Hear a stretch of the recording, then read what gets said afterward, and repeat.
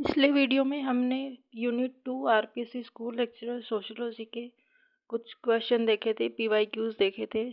और इस वीडियो में हम बाकी बचे हुए पीवाईक्यूज को देखेंगे। तो लेट्स स्टार्ट। 69 तक हमने देख लिया था पिछले वीडियो में, तो आगे के जो पीवाईक्यूज है वो देख लेते हैं। नेक्स्ट क्वेश्चन है, which of the following economist was primarily interested in population studies. तो ये तो इजी है, माल्थस। नेक्स्ट है, which of the following is not related to demographic process. जनांकीय प्रक्रिया से इनमें से कौन सा रिलेटेड नहीं है।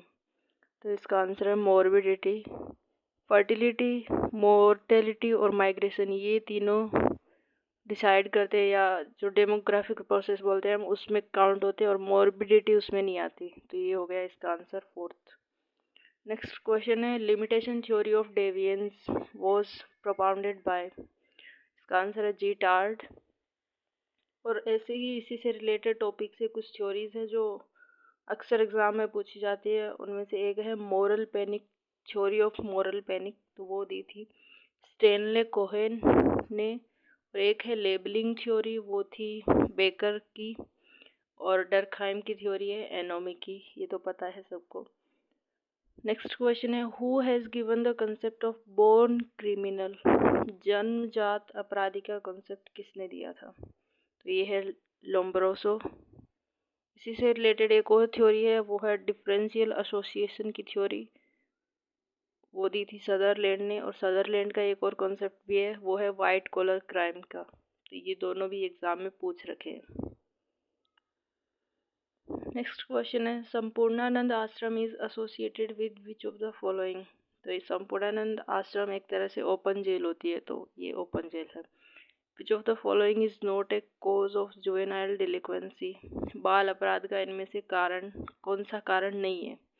तो ब्रोकन फैमिली हो सकता है इसका कारण, इमोशनल इंस्टेबिलिटी भी हो सकता है, मेंटल डेफिशिएंसी भी हो सकता है, पर प्रॉपर सोशलाइजेशन हो तो, अगर हो तो फिर जुवेनाइल डिलिक्वेंसी नहीं होती। तो इसका आंसर हो गया फोर्थ।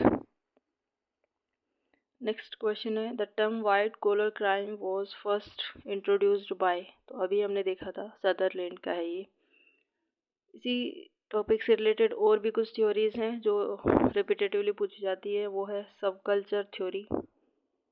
सब कल्चर में ये होता है कि जो डेविएंट या फिर जो क्रिमिनल्स होते हैं, वो जो मेन कल्चर होता है उसके अपोजिट अपना ही एक वैल्यू सिस्टम बना लेते हैं, जिससे वो अपने एक्ट्स को जस्टिफाई कर सके। तो ये होता है सब कल्चर थ्योरी।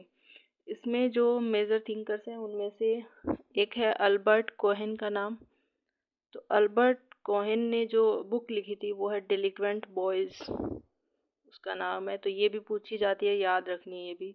और दूसरे जो थिंकर है, एक है क्लोवार्ड एंड ओहलिन।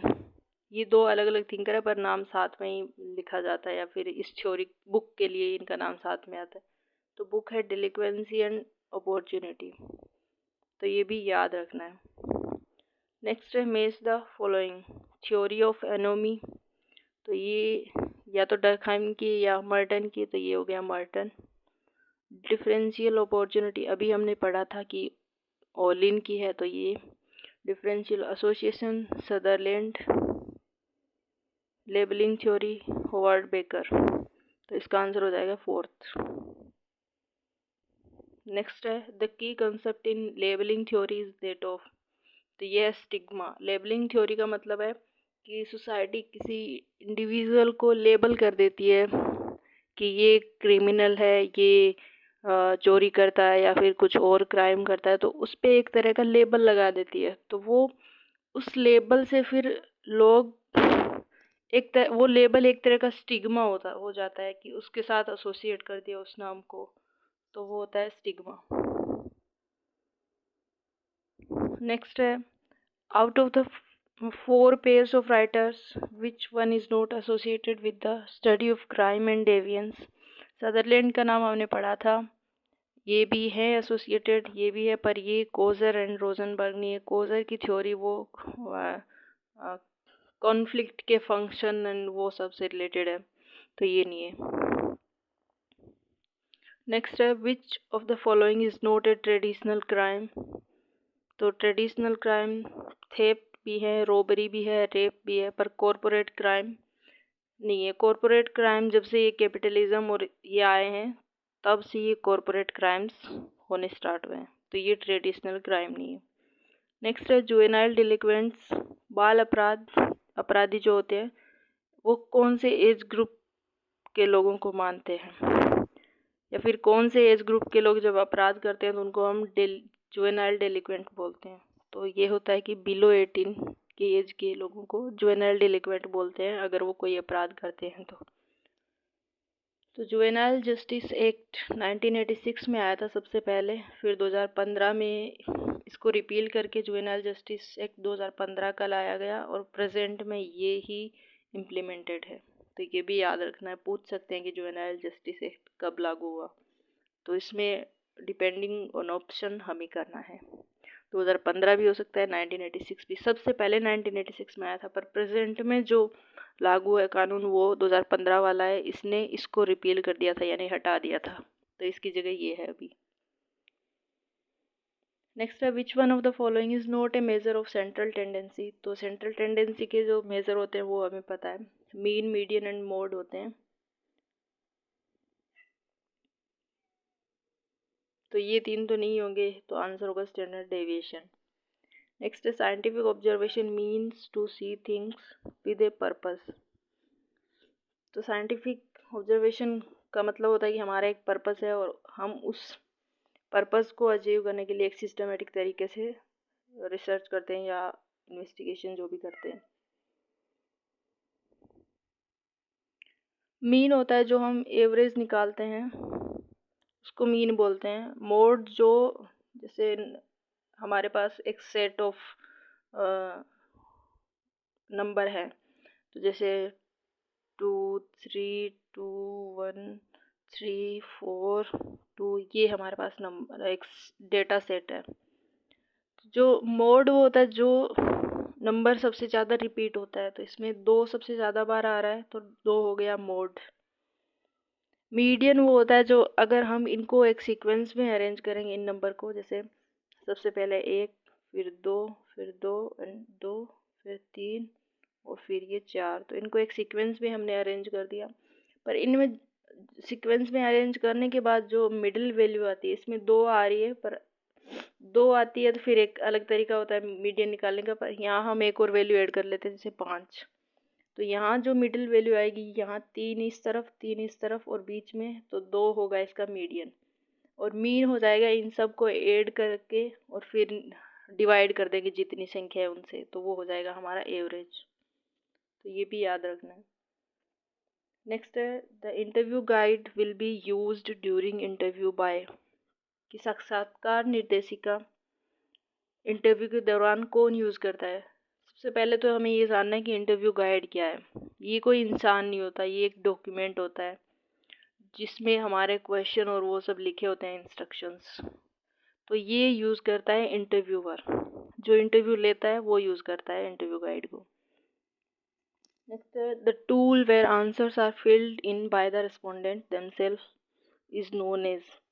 तो ये होता है क्वेश्चनेयर। एक और इसी से रिलेटेड टर्म है वो है शेड्यूल। शेड्यूल में जो इंटरव्यू हमारा ले रहा है, जो हमसे क्वेश्चन पूछ रहा है, वो ही आंसर को भरता है, पर क्वेश्चनेयर में जो इंटरव्यू दे रहा है, जो रिस्पॉन्स दे रहा है, वो आंसर्स को भरता है खुद से। तो ये डिफरेंस हमें ध्यान रखना है। नेक्स्ट है which tool can be used for the complete study of single social unit. Single unit की कंप्लीट स्टडी करनी है तो वो होती है case study method. Case study method में हम एक ही यूनिट को पूरी डिटेल में स्टडी करते हैं। नेक्स्ट है the correct sequence of the following research steps is. तो सबसे पहले हम रिसर्च डिज़ाइन करते हैं, फिर उसके हिसाब से डेटा कलेक्ट करते हैं, फिर उस डेटा को प्रोसेस करते हैं और फिर एनालाइज एंड इंटरप्रेट करते हैं। तो इसका आंसर हो जाएगा ये। अगर आपको रिसर्च स्टेप्स या रिसर्च डिज़ाइन के बारे में जानना है तो इसी चैनल पे एक वीडियो है रिसर्च डिज़ाइन के नाम से, वो देख सकते हैं। उसमें मैंने पूरे रिसर्च के स्टेप्स समझाए हुए हैं एग्जाम्पल के साथ। नेक्स्ट है a null hypothesis is a hypothesis of. No difference. तो ये नल हाइपोथेसिस एंड हाइपोथेसिस क्या होती है, इसके टाइप्स, वो भी उससे रिलेटेड भी एक वीडियो है इसी चैनल पे, उसका टाइटल है हाइपोथेसिस, तो वो भी आप देख सकते हैं अगर हाइपोथेसिस के आपको बारे में डिटेल में जानना है तो। नेक्स्ट क्वेश्चन है, a statement of relationship between variables to be tested is known as. तो ये होता है हाइपोथेसिस। हाइपोथेसिस में हम दो या दो से ज़्यादा वेरिएबल के बीच में रिलेशनशिप एक्सप्लेन करते हैं और फिर उस हाइपोथेसिस को डेटा कलेक्ट करके टेस्ट करते हैं। तो आई होप आपको ये पता होगा, बेसिक चीज़ें हैं ये तो। नेक्स्ट है, what is called the tentative statement which has to be tested by the researcher. तो ये भी हाइपोथेसिस ही है। नेक्स्ट क्वेश्चन है, method in social research book is written by home. इसका आंसर है Goode and Hatt. Next question है, who has developed the concept of global village. तो इसका आंसर है मार्शल मैकलुहान। नेक्स्ट क्वेश्चन है, who said science goes with the method and note with the subject matter. तो ये कहा था Stuart chase ने। नेक्स्ट है, who among the following made distinction between two types of conflict, namely realist and non realistic conflict. तो ये था Levi's Coser का। नेक्स्ट क्वेश्चन है, who of the following does not approve that social stratification is a functional necessity.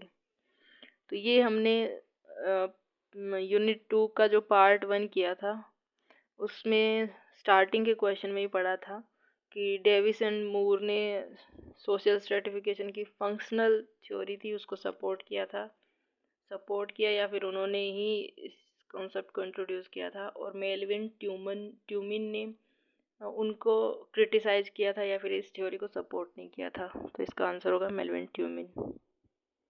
Next है, which of the following is not an agency of social control. Social control की agency कौन सी नहीं है।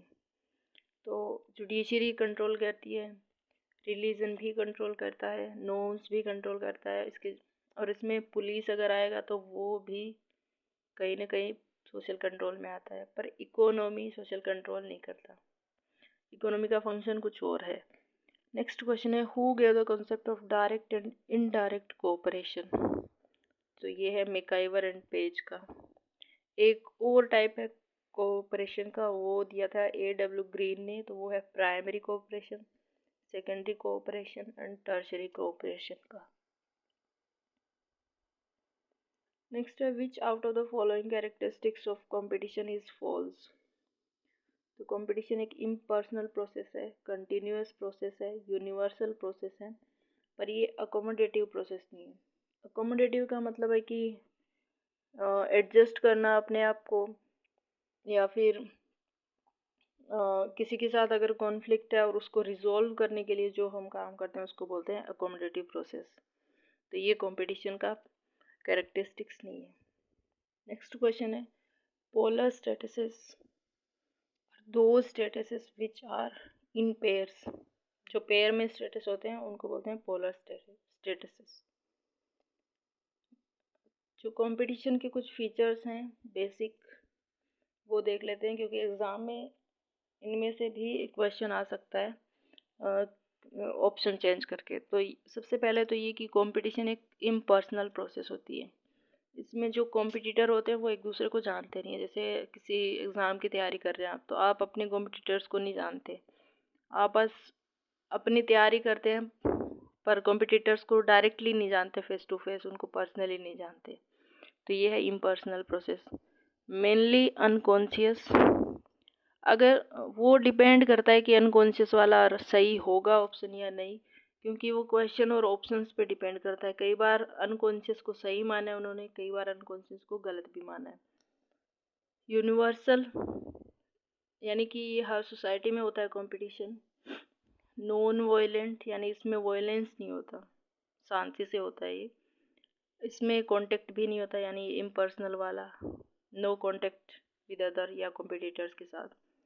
Continuous process है, और इसमें कुछ rules होते हैं या फिर जो सोसाइटी के वैल्यूज़ एंड नॉर्म्स होते हैं उनको फॉलो करते हुए ये कंपटीशन की प्रोसेस होती है। तो ये जो फीचर्स हैं ये याद रखने इसके। नेक्स्ट क्वेश्चन है, to solve the tribal problems who suggested to establish national parks. तो ये है एल्विन वॉरियर्स का। तो इन्होंने ट्राइब्स को जो आइसोलेशन की पॉलिसी होती है उसको सपोर्ट किया था, और घूरे ने इंटीग्रेशन वाली पॉलिसी को सपोर्ट किया था कि ट्राइब्स को मेन सोसाइटी में इंटीग्रेट करना चाहिए हमें। तो ये इंटीग्रेशन वाली अप्रोच है इनकी। और ट्राइब से रिलेटेड एक और कंसेप्ट आता है सुरजीत सिन्हा का, कि ट्राइबल ऑटोनॉमी, कि ट्राइब्स को ऑटोनॉमी दे देनी चाहिए हमें, ट्राइबल ऑटोनॉमी। नेक्स्ट क्वेश्चन है, with whose name would you associate classification of situational and systematic crime. तो ये हमने क्वेश्चन पहले भी देखा है, तो इसका आंसर होगा लेमर्ट। नेक्स्ट क्वेश्चन है, according to Lundberg which one is tool par excellence, यानी कौन सा टूल है सोशल रिसर्च के लिए सबसे बेस्ट बताया है। तो उसको ये है इंटरव्यू। नेक्स्ट है, studies which are to be conducted in the relatively new fields are known as. तो ये होती है एक्सप्लोरेटरी स्टडीज़, यानी जब रिसर्चर को उस फील्ड के बारे में कोई आइडिया नहीं है तो वो रिसर्च करने से पहले एक्सप्लोर करता है उस फील्ड को, या फिर जानता है या अंडरस्टैंड करता है, और उसके बाद रिसर्च कंटिन्यू करते हैं। तो ये हो गया एक्सप्लोरेटरी रिसर्च। और नेक्स्ट है, which of the following system statements regarding hypothesis is correct. तो इसका है कि tentative answer to research problem, यानी श्योर नहीं है पर ये एक तरह से मतलब काम चलाओ टाइप आंसर होता है जो हमारा रिसर्च क्वेश्चन होता है उसके लिए। नेक्स्ट है, all sciences have unity in method not in its subject matter, who quoted this statement. तो ये है कार्ल पियर्सन का। नेक्स्ट है, phenomenology is a radical alternative to. तो ये है पॉजिटिविज्म का अल्टरनेटिव। पॉजिटिविज्म में जो एम्फेसिस है वो ये है कि जो चीज़ें हम हमारे सेंसेस के थ्रू देख सकते हैं, जिसको डायरेक्टली ऑब्जर्व कर सकते हैं, उन्हीं को स्टडी करना चाहिए, है ना। और पॉजिटिविज्म में जो पर्सनल एक्सपीरियंस और उन सब पे फोकस नहीं है, जबकि फिनोमिनोलॉजी जो इंडिविजुअल के लिव्ड एक्सपीरियंस है उनको स्टडी करने का बोलता है। तो ये डिफरेंस है। नेक्स्ट है, the concept of I and me with reference to development of self was used by. तो ये इजी क्वेश्चन है, ये है GH मीड का। नेक्स्ट है, which of the following is significant factor of population that determine the level of birth and death. तो ये होता है एज कंपोजिशन। नेक्स्ट है, end ego and super ego match the following का question है। End ego and super ego का concept दिया था सिगमंड फ्रॉइड ने। कलेक्टिव कॉन्शियसनेस का कॉन्सेप्ट है डर्कहाइम का। लुकिंग ग्लास सेल्फ का कॉन्सेप्ट है CH कूले का। And I me and significant other का कॉन्सेप्ट है GH मीड का। तो इसका हो गया फर्स्ट आंसर। नेक्स्ट क्वेश्चन है, a system which is based on blood and final relationship. Final मतलब मैरिज,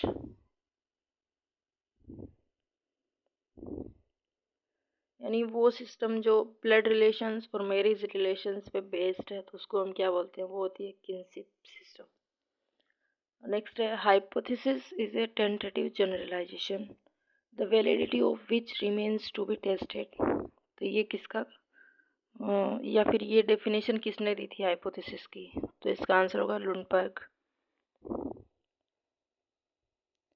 किनशिप से रिलेटेड कुछ टर्म्स है, एक है कंसेंग्विनिटी और दूसरा है एफाइनिटी।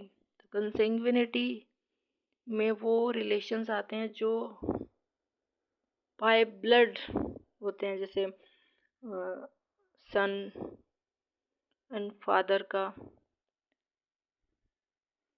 या फिर ग्रांड पेरेंट का, son grandchildren and grandparents का।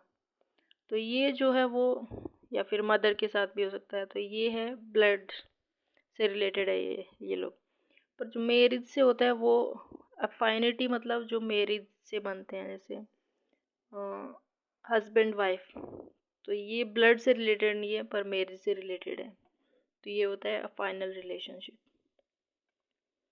नेक्स्ट क्वेश्चन है which is not a feature of scientific method. Scientific method का फीचर कौन सा नहीं है? तो वेरीफाइबिलिटी होता है इसका, ऑब्जेक्टिविटी भी होता है, जनरलाइजेशन भी होता है, पर सब्जेक्टिविटी नहीं होता। सब्जेक्टिविटी मतलब कि अपने जो पर थिंकिंग है, अपने जो वैल्यूज़ हैं, बायसेस हैं, उनको आप रिसर्च साइंटिफिक मेथड में नहीं यूज़ कर सकते। या साइंटिफिक मेथड में ऑब्जेक्टिविटी पे एम्फेसिस होता है कि जो जैसा है वैसा ही एक्सप्लेन करना है हमें। तो ये होता है, इसका आंसर हो जाएगा सब्जेक्टिविटी। नेक्स्ट क्वेश्चन है science begins with observation and must ultimately return to observation for its final validation. ये स्टेटमेंट किसका है? तो ये है गुडी एंड हार्ट का। नेक्स्ट क्वेश्चन है who use the method of focused interview. ये मर्टन ने यूज़ किया था अपनी स्टडी में। नेक्स्ट है which method is considered exactly the opposite of sampling method. Opposite of sampling method होता है सेंसस। सैम्पलिंग में हम पूरी पॉपुलेशन को नहीं स्टडी करते, सबको। सैम्पलिंग में हम पॉपुलेशन में से कुछ लोगों का सैंपल उठाते हैं, जबकि सेंसस में हम सब की स्टडी करते हैं। तो ये इसका अपोजिट होता है। नेक्स्ट क्वेश्चन है who has propounded the concept of white collar crime. ये क्वेश्चन रिपीट हो गया है, तो ये है सदरलैंड का। तो ये जो क्राइम्स और इससे रिलेटेड जो क्वेश्चन है वो बहुत ज़्यादा रिपीट होते हैं, और बस कुछ ही कॉन्सेप्ट है जिनके बारे में पूछा जाता है, इसमें ज़्यादा डिटेल में भी नहीं आता। जो बोर्न क्रिमिनल कौन होता है? तो वो आपने अभी पीछे क्वेश्चन देखा ही था, उसका आंसर था लोम्ब्रोसो कि बोर्न क्रिमिनल की थ्योरी किसने दी थी। नेक्स्ट क्वेश्चन है according to Elliott conditional freedom from imprisonment is called. तो कंडीशनल फ्रीडम फ्रॉम इम्प्रिजनमेंट होती है, उसको बोलते हैं पैरोल। आपने सुना भी होगा कि पैरोल पे बाहर आए हैं, तो वो सब। The determining feature of a good sample is, कि सैंपल में कौन सी चीज़ है वो होनी चाहिए ताकि वो अच्छा सैंपल कहें उसको। तो वो होती है रिप्रेजेंटेटिवनेस। रिप्रेजेंटेटिवनेस का मतलब है कि जो फीचर पॉपुलेशन में वही फीचर हमारे सैंपल में भी होने चाहिए। नेक्स्ट क्वेश्चन है कंपटीशन इज ऑलवेज।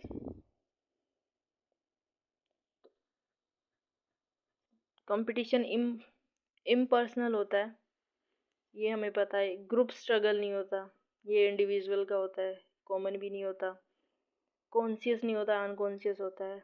मतलब मोस्ट ऑफ टाइम अनकॉन्शियस होता है, पर्सनल तो बिल्कुल नहीं होता। तो इसमें इम्पर्सनल होता है और अनकॉन्शियस होता है। तो ये हो गया आंसर। नेक्स्ट क्वेश्चन है the concept of role set was introduced bye.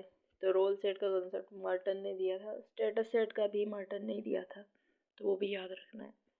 Next question है during interview guide is used by. तो ये रिपीट हो गया, पहले 2020 में भी आया था, अभी 2016 वाले में भी है। तो ये है इंटरव्यूअर द्वारा। नेक्स्ट क्वेश्चन है article 16 represents days for women. तो आर्टिकल 16 सब के लिए जो एक कॉमन चीज़ है आर्टिकल 16 की, वो है equal opportunity in public services. अब वो चाहे वीमेन हो, मेन हो, SC ST कोई भी हो, पर इसका मेन जो थीम है वो है equal opportunity in public services. तो इसका आंसर हो जाएगा ए। नेक्स्ट है आर्टिकल 330 इज मीन्ड फॉर। तो इसका आंसर है provision for reservation of seats for SC ST in parliament. बाकी ऑप्शन भी देख लेते हैं हम। ये जो reservation of seats for SC ST in state assembly, तो ये है आर्टिकल 332 का। नेशनल कमीशन फॉर SC 338 में है। National commission for ST 338A में है। पहले ये साथ में थे SC ST का कमीशन, पर बाद में अलग कर दिया। और वहीं अगर ओबीसी का कमीशन पूछे बैकवर्ड क्लासेस का, तो वो होगा 338B। ये याद रखना है, पूछा जा सकता है आने वाले एग्जाम में। और provisions for service and position for SC ST, तो ये है 16 में। तो ये सारे याद रखने हैं जो भी आर्टिकल बताए हैं मैंने। इस जो ऊपर वाला क्वेश्चन है इसमें ये हो गया आर्टिकल 16 में। No biasness on the basis of religion, caste and birth place and gender, ये होगा article 15। Equal stand for freedom of expression है आर्टिकल 19 में।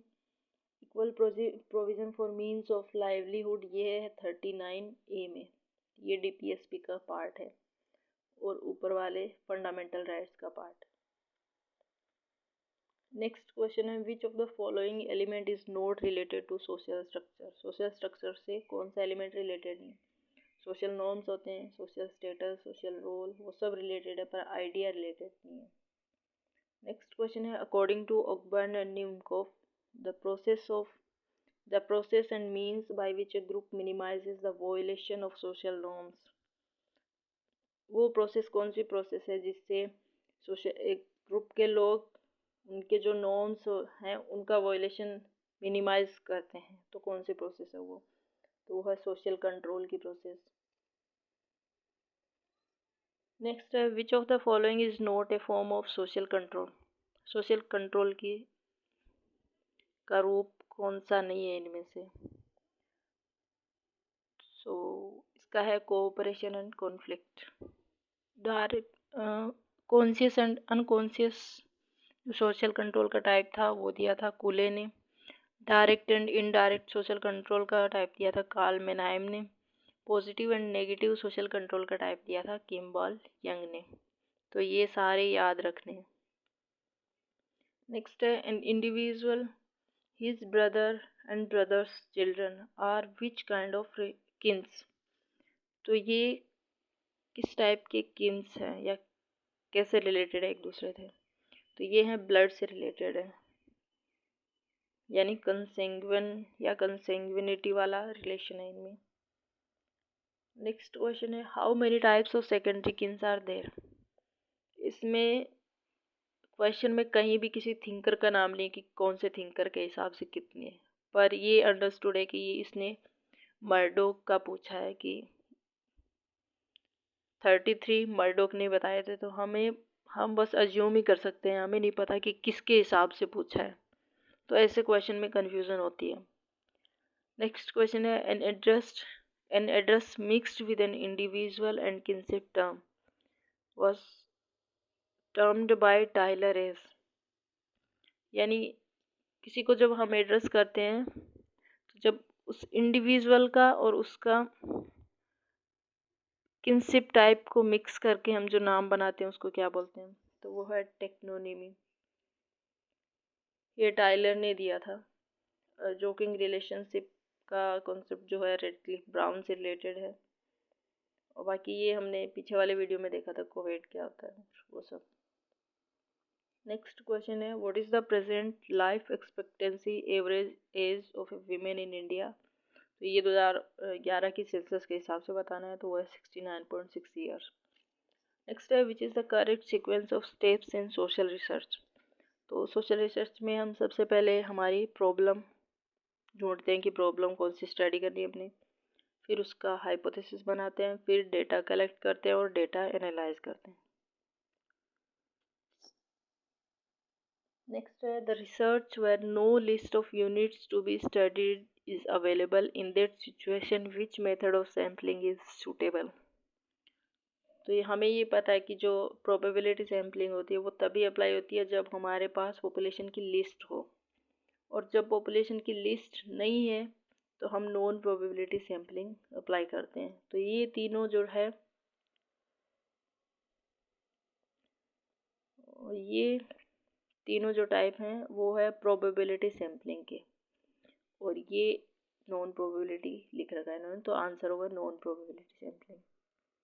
Next question the hypothesis does not exist in reality but is used to test research hypothesis. वो कौन सी hypothesis है जो reality में exist नहीं करती है, पर उसको रिसर्च हाइपोथेसिस को टेस्ट करने के लिए यूज़ करते हैं। तो वो है नल हाइपोथेसिस। हाइपोथेसिस से रिलेटेड मैंने पहले भी बताया, दोबारा बता रही हूँ कि इसी चैनल पे एक वीडियो बना रखा है मैंने, उसमें सारे डिटेल्स मिल जाएगी आपको हाइपोथेसिस के बारे में। तो ये हो गए हमारे यूनिट 2 के क्वेश्चन कंप्लीट, और आने वाले वीडियोस में हम यूनिट 1 से रिलेटेड जो क्वेश्चन आए हैं 2022, 2020 और 2016 के एग्ज़ाम्स में, उनको देखेंगे।